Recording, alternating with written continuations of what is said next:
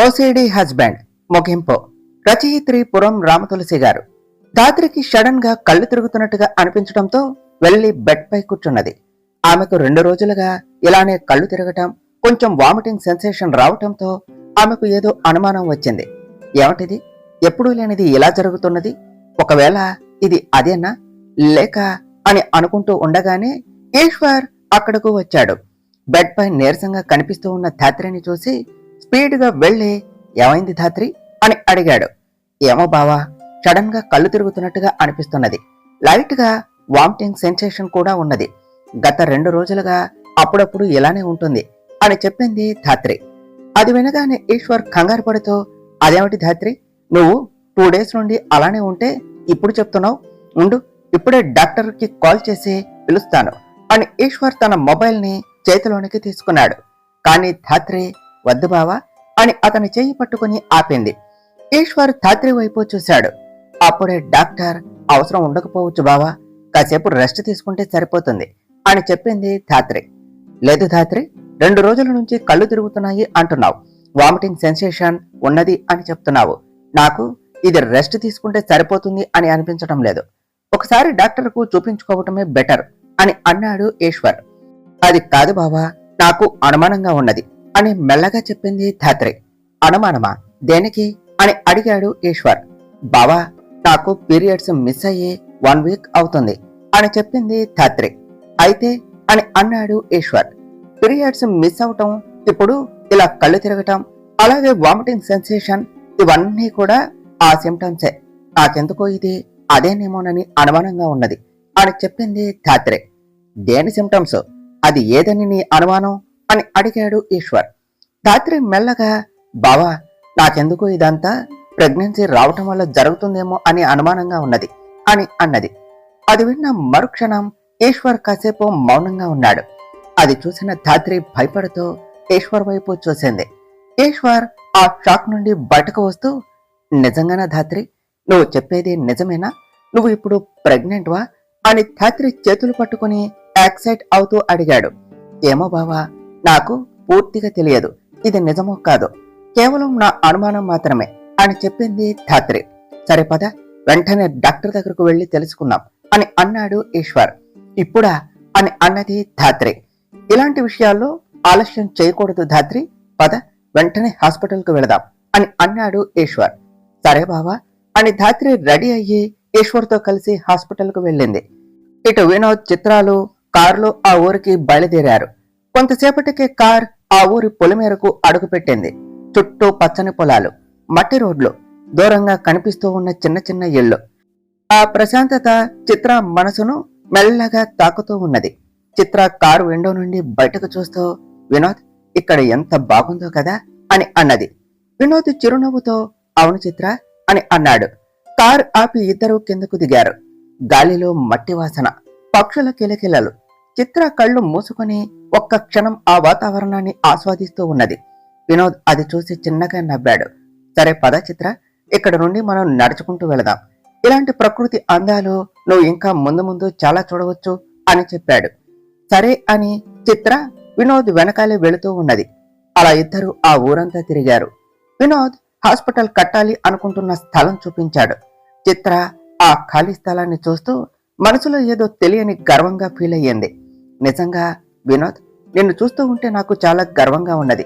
నీలా నిస్వార్థంగా ఒకరికి సాయం చేయాలి అనే గుణం ఉండటం చాలా గొప్ప విషయం అని చెప్పింది. నేనేమి అంత గొప్పవాడిని కాదులే కాని పద, ఈ ఊర్లో ఇంకా చాలా మంది ఉన్నారు నీకు పరిచయం చేయాల్సిన వాళ్ళు అని అన్నాడు వినోద్. సరే అయితే పద వెళదాం అంటూ వినోద్ వెనకే వెళ్ళింది చిత్ర.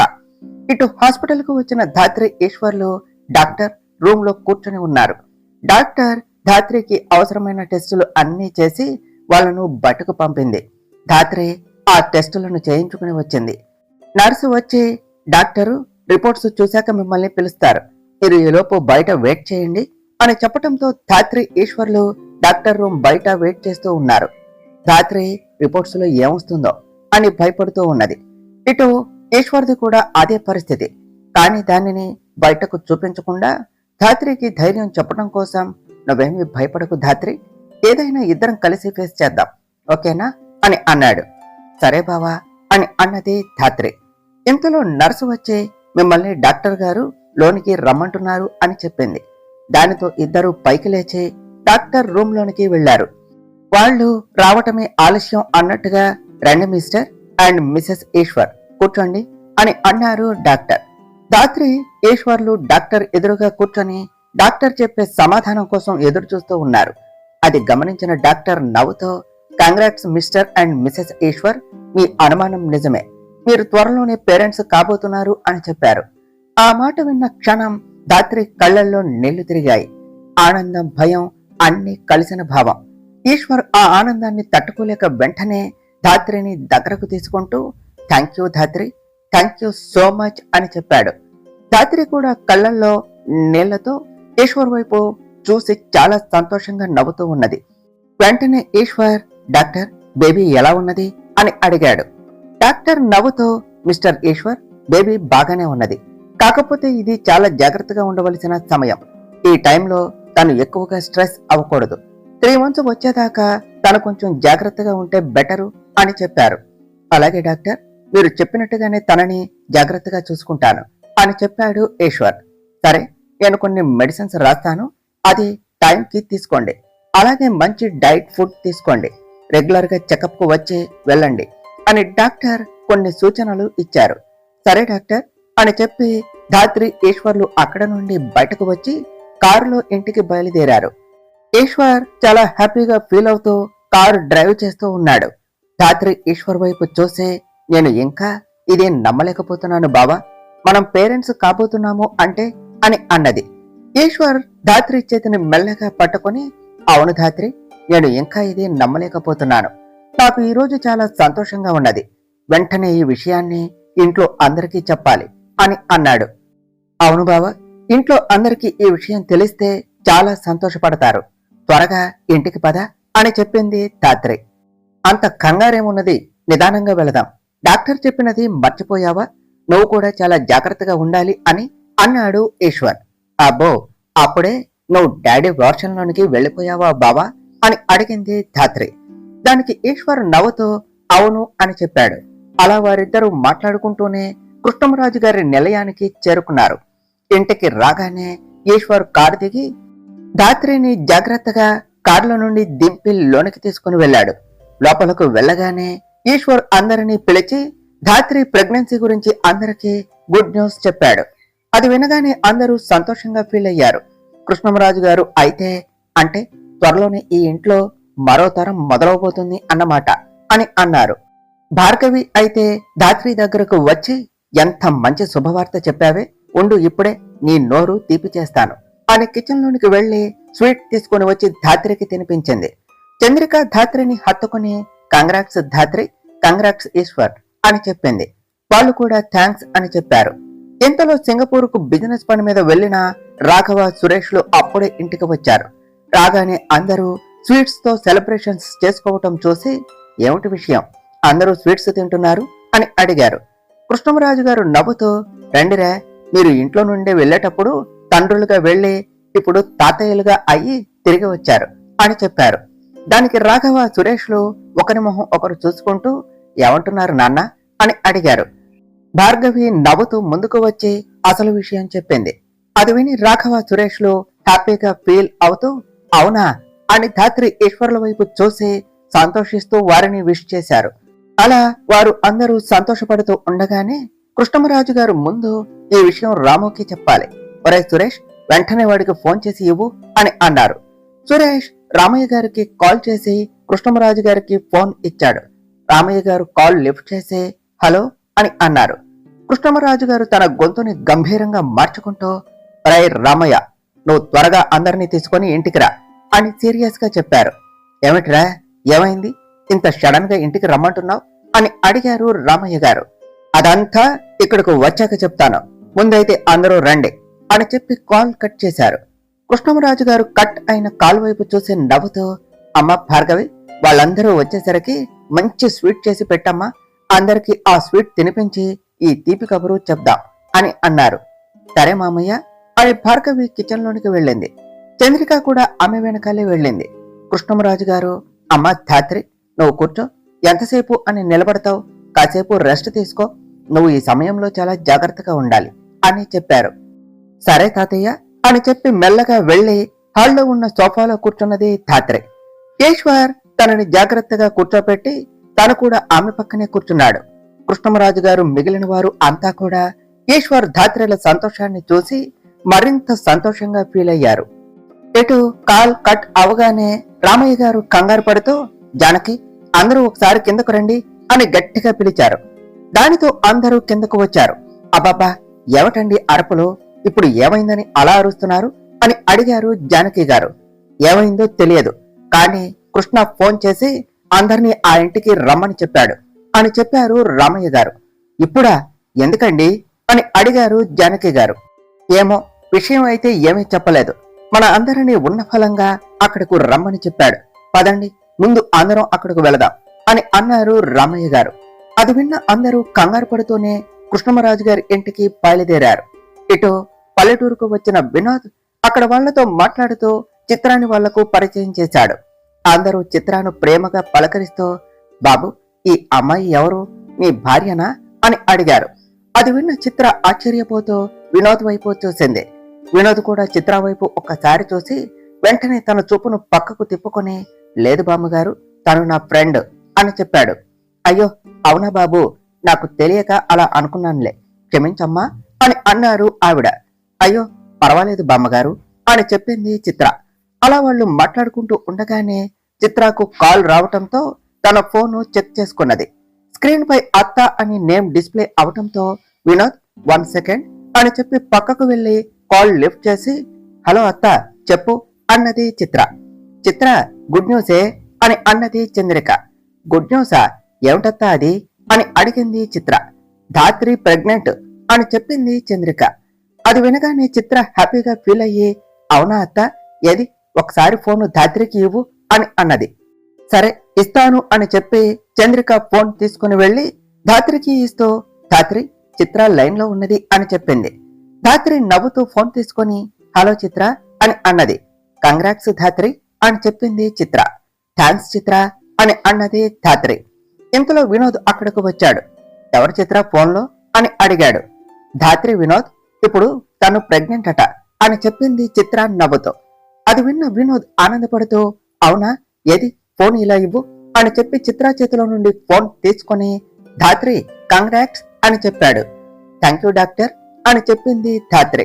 ఏది వాడు నీ పక్కనే ఉన్నాడా అని అడిగాడు వినోద్. ఆ అవును, ఇదిగో ఇస్తున్నా అని చెప్పి ఫోన్ ని ఈశ్వర్ కు ఇచ్చింది ధాత్రి. ఈశ్వర్ ఆ ఫోన్ తీసుకుని హలో అని అన్నాడు. వినోద్ వెంటనే కంగ్రాట్స్ రా, మొత్తానికి తండ్రివి కాబోతున్నావు అని అన్నాడు. థ్యాంక్స్ రా అని అన్నాడు ఈశ్వర్. మరి పార్టీ ఎదురా అని అడిగాడు వినోద్. నువ్వురా, నీకేం కావాలంటే అది ఇస్తా అని చెప్పాడు ఈశ్వర్. ఇంతలో చిత్ర వినోద్ చేతి నుండి ఫోన్ లాక్కొని కంగ్రాట్స్ బావా అని చెప్పింది. థ్యాంక్స్ చిత్ర, ఇక ఉంటాను అని కాల్ కట్ చేశాడు ఈశ్వర్. కాల్ కట్ అవ్వగానే చిత్ర వినోద్ వైపు చూసి, ఈ రోజు మనం మంచి గుడ్ న్యూస్ విన్నాం కదా వినోద్ అని అన్నది. అవును చిత్ర అని అన్నాడు వినోద్. ఇంతలో చిత్రకు అంతకు ముందు ఆ బామ్మగారు చిత్రాన్ని పట్టుకుని వినోద్ భార్య అని అడిగిన విషయం గుర్తుకు వచ్చి వినోద్ వైపు చూసింది. వినోద్ కూడా చిత్ర వైపు చూసి అదే విషయం గుర్తుకు చేసుకున్నాడు. ఇంతలో వారిద్దరూ తమ చూపుని పక్కకు తిప్పుకున్నారు. కొంతమంది పిల్లలు వినోద్ చుట్టూ చేరి వినోద్ అన్నయ్య అని అంటూ ప్రేమగా పిలుస్తూ అల్లరి చేస్తూ ఉన్నారు. వినోద్ కూడా వాళ్లను ప్రేమగా దగ్గరకు తీసుకుని మాట్లాడుతూ ఉన్నాడు. ఇంతలో ఆ పిల్లల చూపు చిత్రపై పడింది. వెంటనే అన్నయ్య, వదినను కూడా నీతో తీసుకుని వచ్చావా అని అడిగారు ఆ పిల్లల్లో ఒకరు. అది వినగానే చిత్ర షాక్ అయ్యింది. వినోద్ కంగారు పడుతూ చిత్ర వైపు చూసి ఆ వెంటనే, పిల్లలు తప్పు, అలా అనకూడదు, తను వదిన కాదు అని చెప్పాడు. ఓహ్ అవునా, సరే అన్నయ్య, ఇక అలా అనములే, అయితే తనని అక్క అని పిలవచ్చా అని అడిగాడు ఇంకో పిల్లాడు.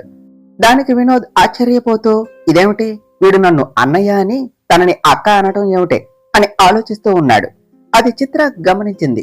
ఇంతలో ఒక పాప, అయ్యో అలా అనకూడదురా, ముందు పదండి అందరూ ఇక్కడి నుండి అని పిల్లలు అందరినీ అక్కడి నుండి తీసుకుని వెళ్లిపోయింది.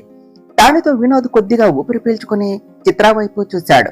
చిత్ర అక్కడ ఏం జరుగుతుందో అర్థం కాక వినోద్ వైపు చూసింది. వినోద్ చిత్ర కన్ఫ్యూజన్ ని అర్థం చేసుకుని, నువ్వేమీ అనుకోకు చిత్ర, వీళ్ళు నీ గురించి తెలియక అలా మాట్లాడారు అని అన్నాడు. ఇట్స్ ఓకే వినోద్ అని అన్నది చిత్ర. అలా వాళ్ళిద్దరూ ఆ ఊరు గురించి మాట్లాడుకుంటూ ఉన్నారు. ఇటు జానకి రామయ్య గారి ఫ్యామిలీ అంతా హడావిడిగా కృష్ణమరాజు గారి ఇంటికి వచ్చారు. వాళ్ళు వచ్చేసరికి ధాత్రి సోఫాలో కూర్చొని ఉన్నది. ఈశ్వర్ తన పక్కనే ఉన్నాడు. తనను జాగ్రత్తగా చూసుకుంటూ ఉన్నాడు. అది చూడగానే రామయ్య గారి ఫ్యామిలీ అంతా ధాత్రికి ఏమైనా అయ్యిందా అని కంగారు పడుతూ అక్కడే నుంచుండిపోయారు. రామయ్య గారు ముందుకు వచ్చి, ఏమైందిరా కృష్ణ అని ధాత్రిని చూస్తూ అడిగారు. ఏమైంది ఏమిటి? నీ మనవరాలు ఏం చేసిందో తెలుసా అని గంభీరంగా మొహం పెట్టి అడిగారు కృష్ణమరాజు గారు. అది వినగానే అందరూ కొద్దిగా భయంగా ఒకరి మొహం ఒకరు చూసుకున్నారు. ఏమైందో అర్థం కాక కృష్ణమరాజు గారు చెప్పేదాన్ని వినటానికి సిద్ధపడ్డారు. రామయ్య గారు, ఏమైందిరా కృష్ణ, అది ఏం చేసిందిరా అని అడిగారు. దానికి కృష్ణమరాజు గారు, ఏమి చేసిందా, మన ఇద్దరిని ముత్తాతలను చేస్తుంది అని చెప్పారు. అది విన్న వెంటనే అందరూ విషయం అర్థం చేసుకుని ఆనందంతో ఒకరి మొహం ఒకరు చూసుకున్నారు. రామయ్య వెంటనే, అంటే నా మనవరాలు తల్లి కాబోతుందా అని అన్నారు. అవునరా అని చెప్పారు కృష్ణమరాజు గారు. జానకి గారు నవ్వుతూ వెళ్లి ధాత్రి తలపై ప్రేమగా నిమురుతూ, ఎంత మంచి శుభవార్త చెప్పావమ్మా, నాకు ఇప్పుడు చాలా సంతోషంగా ఉంది అని అన్నారు. వేదవతి అర్చనాలు అయితే ధాత్రి దగ్గరకు వచ్చి, అమ్మా ధాత్రి అని ఆమె వైపు ప్రేమగా చూశారు. మోహన్ మనోజులు కూడా సంతోషంగా ఒకరిని ఒకరు హత్తుకున్నారు. అలా వాళ్ళు సంతోషంగా ఉండగానే రామయ్య గారు మాట్లాడుతూ, అసలు విషయం చెప్పకుండా ఎంత కంగారు పెట్టావురా, ఇంకా ఏం జరిగిందో అని భయపడ్డాను. పోనీలే, ఏదైతేనే మంచి కబురే విన్నాను అని అన్నారు. ఇది ఫోన్లో చెప్పే విషయం కాదు కదా, ఇది నేరుగా వింటేనే బాగుంటుంది అని మిమ్మల్ని ఇలా రప్పించారా అని చెప్పారు కృష్ణమరాజు గారు. అయితే మొత్తానికి మనం ముత్తాతలు కూడా కాబోతున్నాం అని అంటూ కృష్ణమరాజు గారిని హత్తుకుంటూ అన్నారు రామయ్య గారు. వాళ్ళు అలా సంతోషంగా ఉండగానే స్నేహ గౌతములు కూడా కాలేజీ నుండి హడావిడిగా ఇంటికి వచ్చారు. రావటంతోనే, ఏమైందమ్మా, ఏమిటి అందరూ సడన్ గా ఇక్కడికి వచ్చారు, పైగా మమ్మల్ని కూడా అర్జెంటుగా రమ్మని ఫోన్ చేసి చెప్పారు అని అడిగింది స్నేహ అర్చనను. అర్చన అసలు విషయం చెప్పింది. అది వినగానే స్నేహ గౌతంలో హ్యాపీగా ఫీల్ అవుతూ ఒకరిని ఒకరు చూసుకున్నారు. స్నేహ వెంటనే ధాత్రి దగ్గరకు వెళ్లి, కంగ్రాట్స్ అక్క అని ధాత్రిని హత్తుకొని పక్కనే ఉన్న ఈశ్వర్ కు కూడా కంగ్రాట్స్ బావగారు అని చెప్పింది. గౌతమ్ కూడా వచ్చి, కంగ్రాట్స్ అన్నయ్య, కంగ్రాట్స్ వదిన అని చెప్పాడు. అలా అందరూ సంతోషంగా మాట్లాడుతూ ఉండగానే భార్గవి అందరికీ స్వీట్స్ తీసుకుని వచ్చింది. అలా అందరూ సంతోషంగా ఇంట్లో సంబరాలు చేసుకుంటూ ఉన్నారు. ధాత్రి అదంతా చూసి మరింత ఆనందపడుతూ ఈ ఆనందానికి మొత్తం కారణమైన తన కడుపులోని బిడ్డ గురించి తలుచుకుంటూ తన పొట్టపై చెయ్యి వేసుకుని మురిసిపోయింది. ఈశ్వర్ కూడా తన చేతిపై అతను చేతిని వేసి ధాత్రి వైపు ప్రేమగా చూశాడు. ఇటు గ్రామంలో ఉన్న చిత్ర, వినోద్ వాళ్ళు మాట్లాడుకుంటూ ఉండగా అక్కడికి ఒక అమ్మాయి వచ్చింది. ఆమె పేరు దుర్గా. రావటంతోనే, వినోద్ గారు ఎలా ఉన్నారు అని వయ్యారాలు పోతూ అడిగింది. నేను బాగానే ఉన్నాను దుర్గా, నువ్వు ఎలా ఉన్నావు అని అడిగాడు వినోద్. నాకేమిటండి, మీరు చేసిన వైద్యం బాగా పనిచేసింది, ఇప్పుడు నేను బాగా నడవగలుగుతున్నాను, కావాలంటే చూడండి అని వినోద్ ముందు తిప్పుకుంటూ నడిచింది. అదంతా చూసిన చిత్ర మనసులోనే, ఊరిదీని వేషాలో అని మనసులోనే అనుకున్నది. పర్వాలేదు దుర్గా, అయితే ఇప్పుడు నీ కాలు పూర్తిగా సెట్ అయిపోయింది అన్నమాట అని అన్నాడు వినోద్. అవునండి అని సిగ్గుపడుతూ చెప్పింది దుర్గా. చిత్ర దుర్గా వైపు తినేసేలా చూస్తూ, వినోద్, ఈ అమ్మాయి ఎవరు, మరి ఓవర్ యాక్షన్ చేస్తుంది అని అతని చెవిలో అడిగింది. చిత్ర, తను దుర్గా. నేను లాస్ట్ టైం ఇక్కడకు వచ్చినప్పుడు తన కాలు కొంచెం ఫ్రాక్చర్ అయ్యింది, నేనే తనకు ట్రీట్మెంట్ చేశాను, ఇప్పుడు నయమైంది, చెప్పడానికి వచ్చినట్టు ఉన్నది అని అన్నాడు వినోద్. దానితో చిత్ర ఓహో అని దుర్గాను తినేసేలా చూసింది. అది గమనించిన దుర్గా, బాబు ఈ అమ్మాయి ఎవరు అని అడిగింది. తను నా ఫ్రెండ్ అని చెప్పాడు వినోద్. ఓహో, స్నేహితురాలా, నేను ఇంకా మీరు పెళ్లి చేసుకోబోయే అమ్మాయి ఏమోనని భయపడ్డా. ఇదిగోండి బాబుగారు, పోయినసారి వచ్చినప్పుడు మీరు ప్రేమించిన అమ్మాయి మిమ్మల్ని గుర్తించలేదు అన్నారు కదా, ఆ అమ్మాయి గురించి విడిచిపెట్టండి, మీరు సరే అంటే నేను మిమ్మల్ని పెళ్లి చేసుకుంటాను అని నేరుగా చెప్పింది దుర్గా. అది వినగానే చిత్ర షాక్ అవుతూ వినోద్ వైపు చూసింది. ఆ వెంటనే దుర్గాను ఉరిమి ఉరిమి చూసి, ఓయ్ అమ్మాయి, ఏమిటి, ఏం మాట్లాడుతున్నావు, నువ్వు మా వినోద్ను చేసుకోవటం ఏమిటి అని అన్నది. ఏమ్మా, చేసుకుంటే తప్పే ఉన్నది అంట. ఎలాగో ఈ బాబు ఇక్కడే హాస్పిటల్ పెట్టాలి అని అనుకుంటున్నాడు. ఇక జీవితాంతం ఇక్కడే ఉండాలి అని అనుకున్నప్పుడు తన భార్య ఇక్కడే ఉండేది అయితే ఆయనను బాగా అర్థం చేసుకుంటుంది కదా. అదేదో నేనే చేసుకుంటానో అని అన్నదే దుర్గా. అది వినగానే చిత్రకు కోపం మరింత ఎక్కువై దుర్గాను చంపేసేలా చూసింది. అది గమనించిన దుర్గా మనసులోనే నవ్వుకుంటూ, ఏమ్మా, ఏమిటి మీరు నేను ఈ బాబుని పెళ్లి చేసుకుంటాను అంటే మీరు ఎందుకు కోప్పడుతున్నారు? మీరు ఏమైనా ఈ బాబుని ఇష్టపడుతున్నారా ఏమిటి అని అడిగింది. దానికి చిత్ర సమాధానం చెప్పకుండా సైలెంట్ గా ఉన్నది. వినోద్ అదంతా గమనించి, ఇక చాలే దుర్గా, ఇంకా ఎంతసేపు తనని ఇలా ఆట పట్టిస్తావు అని అన్నాడు. అది వినగానే చిత్ర షాక్ అవుతూ వినోద్ వైపు చూసింది. చూడు చిత్ర, ఇది పల్లెటూరు. ఇక్కడ అంతా ఇలాగే సరదాగా ఆట పట్టిస్తూ ఉంటారు. నువ్వేమీ తనని పట్టించుకోకు అని అన్నాడు వినోద్. అది విన్న చిత్ర, సరదాకి అయితే మాత్రం ఇలాంటి విషయాల్లో ఎవరైనా జోక్స్ చేస్తారా అని సీరియస్ గా వినోద్ తో అని దుర్గా వైపు ఒక్కసారి కోపంగా చూసి అక్కడి నుండి వెళ్లిపోయింది. చిత్ర అలా కోపంగా వెళ్లటంతో వినోద్ కు ఏమీ అర్థం కాక ఆమె వైపే చూస్తూ ఉన్నాడు. దుర్గా నవ్వుతూ ఉన్నది. అది చూసిన వినోద్, ఏమిటి దుర్గా ఇది, తను ఇప్పుడు ఎందుకు అలా సీరియస్ అయింది అని అడిగాడు. మీకు ఇంకా అర్థం కాలేదా బాబు? తను మిమ్మల్ని ఇష్టపడుతుంది. అందుకే నేను మిమ్మల్ని పెళ్లి చేసుకుంటాను అనగానే తను అలా ప్రవర్తించింది అని చెప్పింది దుర్గా. లేదు దుర్గా, పోయినసారి నేను ఇక్కడకు వచ్చినప్పుడే చెప్పాను కదా తన మనసులో నేను లేను అని. అలాంటిది తను నన్ను ఇష్టపడటం ఏమిటి అని అన్నాడు వినోద్. అయ్యో లేదు బాబు, మీరు పోయినసారి చెప్పారు కదా ఆ అమ్మాయి మిమ్మల్ని ప్రేమించడం లేదు అని. కానీ ఈసారి మీరేమో తనని వెంట పెట్టుకుని వచ్చారు. పైగా ఇందాక నేను మీ దగ్గరకు వచ్చే ముందు ఆ అమ్మాయి మిమ్మల్ని చూసే తీరును నేను గమనించాను. ఆమె కళ్ళల్లో మీ మీద ఇష్టం కనిపించింది. అందుకే చీకట్లో ఓ రాయి వేశా. అది బాగానే తగిలింది. నాకు తెలిసి తను కూడా మిమ్మల్ని ఇష్టపడుతున్నట్టున్నది. ఇంతకు ముందు విషయం అయితే నాకు తెలియదు, కానీ ఇప్పుడు మాత్రం తను మీ గురించి ఆలోచిస్తుంది అని నాకు అనిపిస్తున్నది. మీరు కూడా అది ఎంతవరకు నిజమో తెలుసుకోండి అని చెప్పి అక్కడి నుండి వెళ్లిపోయింది దుర్గా. దుర్గా అక్కడి నుండి వెళ్లగానే వినోద్ ఆమె చెప్పిన మాటలు తలుచుకుని, ఏమిటి, చిత్ర నన్ను ఇష్టపడుతుందా అని ఒక్క క్షణం పాటు చాలా ఆనందపడ్డాడు. కాని అంతలోనే అది నిజం కాదేమో, అనవసరంగా ఆశలు పెట్టుకోవటం మంచిది కాదు అని ఆ ఆలోచనను పక్కకు నెట్టాడు. అలా 2 రోజులు పూర్తయ్యాయి. వినోద్ చిత్రాని అడిగాడు, నువ్వు సిటీకి వెళతావా అని. ఆ మాట వినగానే చిత్రకు ఎందుకో బాధ కలిగింది. తనకు అక్కడ నుండి వెళ్లటం ఇష్టం లేక, వినోద్ నాకు ఇక్కడ బాగా నచ్చింది, నేను మరో 2 రోజులు ఇక్కడ ఉండొచ్చా అని అడిగింది. సరే నీ ఇష్టం అని అన్నాడు వినోద్. దానికి చిత్ర చాలా సంతోషపడింది. అలా మరో 2 రోజులు గడిచాయి. వినోద్ మళ్ళీ అడిగాడు, నువ్వు సిటీకి వెళతావా అని.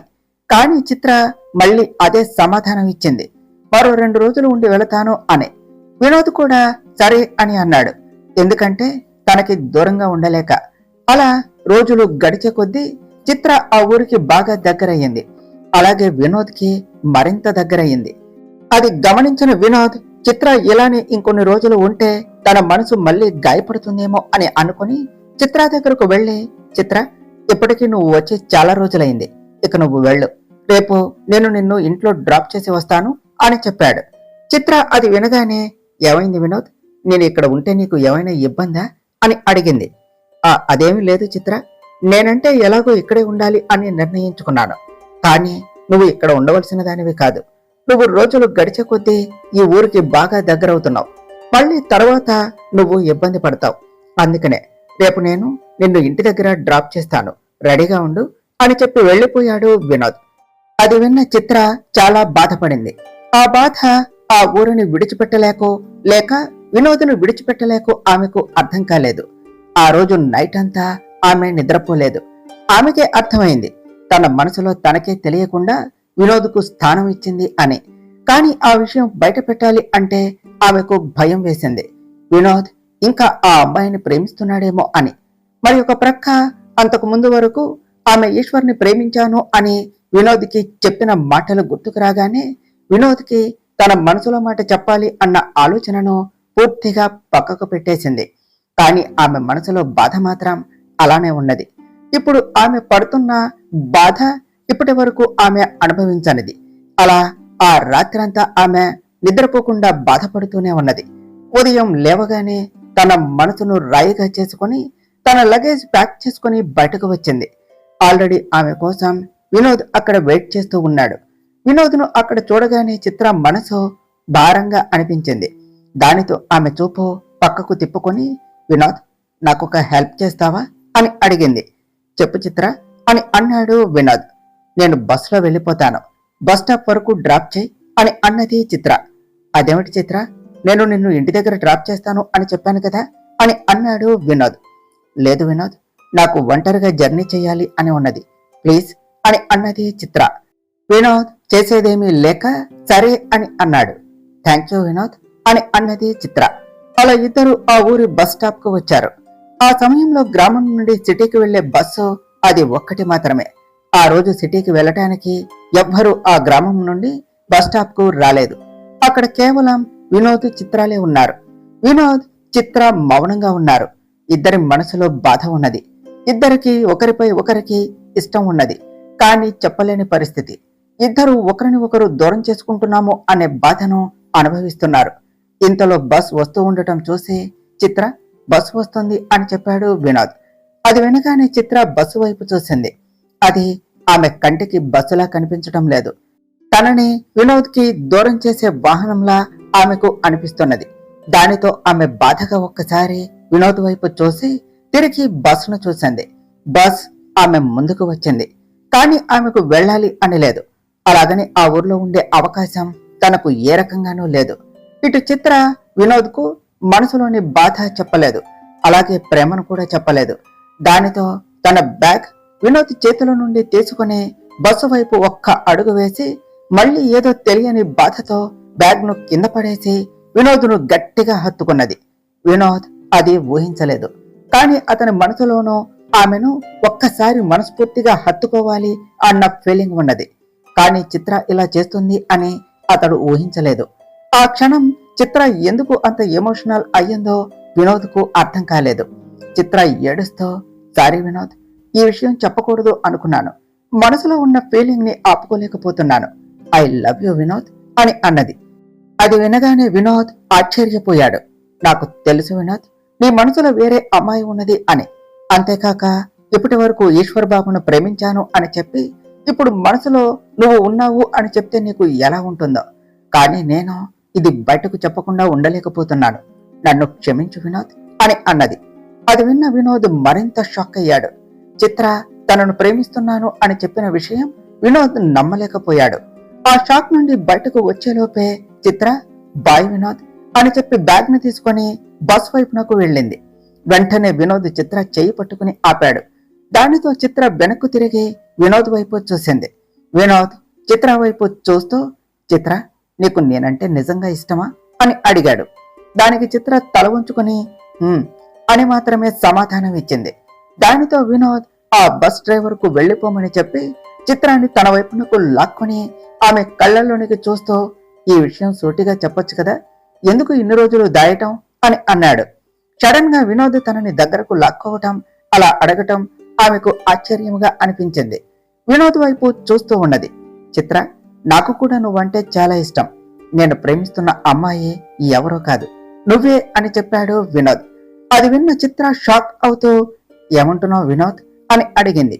అవును చిత్ర అని చెప్పి అతడు ముందు నుంచే చిత్రాన్ని ప్రేమిస్తున్న విషయం అంతా ఆమెకు చెప్పాడు వినోద్. అదంతా విన్న చిత్ర కళ్ళల్లో కన్నీళ్లు. వెంటనే, సారీ వినోద్, నన్ను ఇంతలా ప్రేమిస్తున్న నిన్ను అర్థం చేసుకోకుండా ప్రేమ కోసం వేరే చోట వెతికాను, నీ మనసును బాధ పెట్టాను, నన్ను క్షమించు అని అన్నది. అని చిత్ర పెదవులపై వేలు పెడుతూ, ఇంకేమీ మాట్లాడకు చిత్ర, ఇక జరిగినదంతా అనవసరం, ఇప్పుడు నువ్వు నన్ను, నేను నిన్ను ఇష్టపడుతున్నా, ఇప్పుడు అదే ముఖ్యం, ఇంకా వాటి గురించి తలుచుకుని మన విలువైన సమయాన్ని వ్యర్థం చేయొద్దు అని చిత్ర కళ్ళల్లోనికి చూస్తూ చెప్పాడు వినోద్. దానితో చిత్ర వినోద్ కళ్ళల్లోనికి చూస్తూ ఉన్నది. చిత్ర, నీకు నాతో పాటు జీవితాంతం ఇక్కడే ఉండటం ఇష్టమేనా అని అడిగాడు వినోద్. దానికి చిత్ర అవును అని తల ఊపింది. వినోద్ చిన్నగా నవ్వి అయితే ఇక మనం ఆలస్యం చేయొద్దు అని చిత్ర కళ్ళలోనికి చూస్తూ చెప్పి ఆమె పెదవులపై సున్నితంగా ముద్దు పెట్టాడు. చిత్ర వినోద్కు అడ్డు చెప్పకుండా అలానే నుంచున్నది. దానితో వినోద్ చిత్రను మరింత గాఢంగా ముద్దు పెట్టుకున్నాడు. చిత్ర కూడా వినోద్కు సహకరించింది.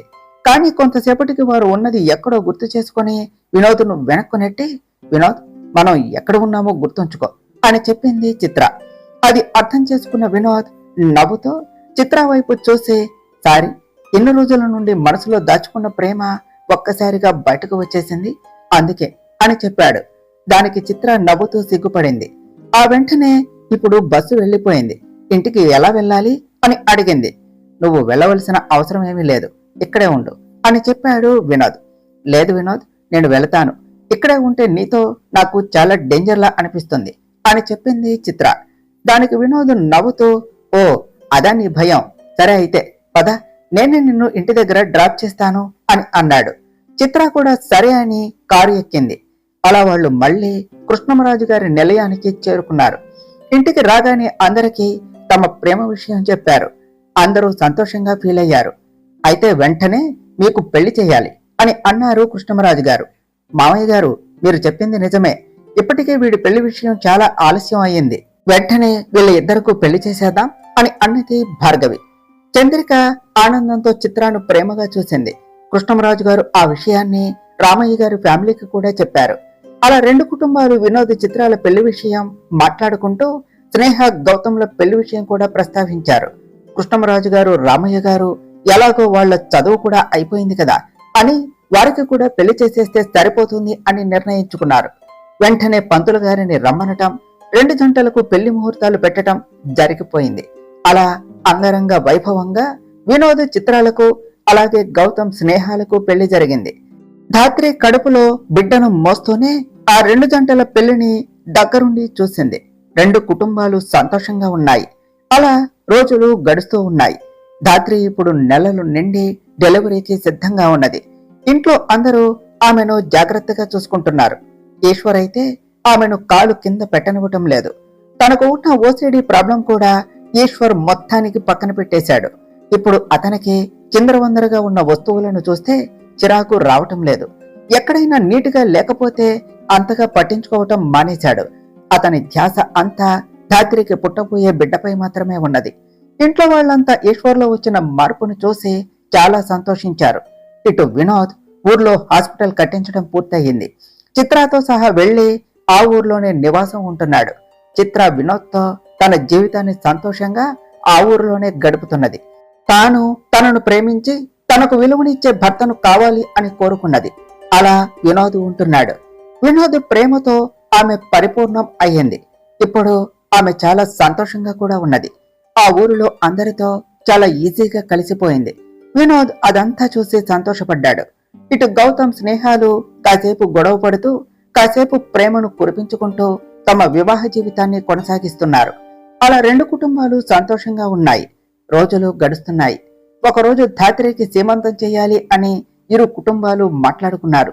అనుకున్నట్టుగానే సీమంతాన్ని అంగరంగ వైభవంగా జరిపించారు. అలా అందరూ సంతోషంగా ఉండగానే ధాత్రికి నొప్పులు రావటం మొదలయ్యాయి. దానితో ధాత్రి ఆ నొప్పులు తట్టుకోలేక కేకలు వేసింది. ఈశ్వర్ ధాత్రి బాధను చూసి తట్టుకోలేక భయపడుతూ ఉన్నాడు.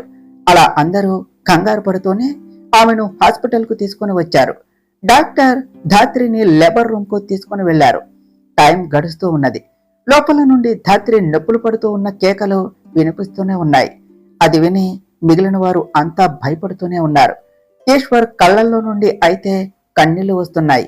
అలా కాసేపటికి ఒక చంటి బిడ్డ ఏడుస్తూ ఉన్న శబ్దం వినిపించింది. అది వినగానే అందరికీ అర్థమైంది ధాత్రికి డెలివరీ అయిపోయింది అని. ఈశ్వర్తో సహా అందరూ సంతోషంగా ఆ రూమ్ వైపు చూశారు. ఇంతలో డాక్టర్ బయటకు వచ్చి కంగ్రాట్స్, తనకి పాప పుట్టింది అని చెప్పారు. అది వినగానే అందరూ సంతోషించారు.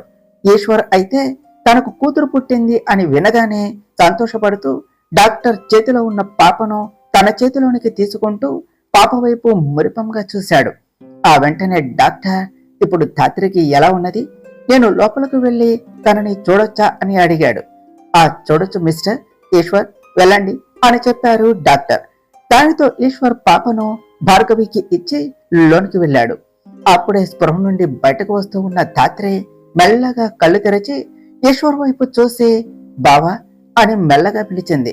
ఆ పిలుపులోనే ఆమె ఎంత బలహీనంగా ఉన్నదో ఈశ్వర్కు అర్థమైంది. వెంటనే ధాత్రి దగ్గరకు వచ్చి ఆమెను తన గుండెకు హత్తుకుంటూ సారీ ధాత్రి, చాలా ఇబ్బంది పడ్డావు కదా అని అన్నాడు. అదేమీ లేదు బావా, కొంచెం ఇబ్బంది పడ్డా అంతే అని చెప్పింది ధాత్రి. ఈశ్వర్ ధాత్రిని చూస్తూ మనకు పాప పుట్టింది అని చెప్పాడు. అది విని ధాత్రి పాప పుట్టిందా, ఎలా ఉంది, ఎక్కడా అని అడిగింది. ఇంతలో భార్గవి పాపను తీసుకుని వచ్చి ధాత్రికి ఇస్తూ ధాత్రి ఇప్పుడు ఎలా ఉందమ్మా అని అడిగింది. బాగానే ఉంది అత్తయ్య అని అంటూ పాపని చేతిలోనికి తీసుకుని ప్రేమగా చూస్తూ పాప నుదుటిపై చిన్నగా ముద్దు పెట్టింది. జానకి గారు ముందుకు వచ్చి ఏది నా ముని మనవరాలని ఒక్కసారి చూడనివ్వు అని అంటూ పాపని చేతిలోనికి తీసుకుని ముద్దులాడారు. వేదవతి మాత్రం తన కూతుర్ని చూసుకుంటూ ఉన్నది. నీరసంగా ఉన్నదా ధాత్రి అని అంటూ ధాత్రి వైపు బాధగా చూసింది అర్చన. మోహన్, మనోజులు, రాఘవ, సురేష్లు వారు తాతయ్య అయినందుకు సంబరపడిపోయారు. కృష్ణమరాజు గారికైతే తన ఇంట్లో తన భార్య మళ్ళీ పుట్టింది అని అనుకుని సంతోషంగా ఫీల్ అయ్యారు. రామయ్య గారు కూడా మనసులో అదే అనుకుని కృష్ణమరాజు గారిని హత్తుకున్నారు. వినోద్, చిత్రాలు, గౌతమ్ స్నేహాలు ఆ పాపను చూసి ఆనందపడుతూ తనను ఎత్తుకుని ముద్దులాడుతూ ఉన్నారు. ఇంతలో భార్గవి, చంద్రికాలు తర్వాత మీవంతే అని ఆట పట్టిస్తూ ఉన్నారు. అలా అందరూ ఆ పాపతో ఆడుకుంటూ సంతోషంగా ఉన్నారు. ఆ రెండు కుటుంబాల సంతోషాల మధ్య ఈశ్వర్, ధాత్రిల ప్రేమకు ప్రతిరూపంగా పాప పుట్టడంతో ఈ కథ సుఖాంతం అయ్యింది. డియర్ ఫ్రెండ్స్, మీకు గనక ఈ కథ నచ్చినట్లయితే మీ అభిప్రాయాలను కామెంట్ల రూపంలో తెలియచేయండి.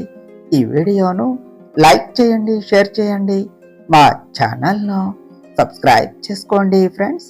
Thank you.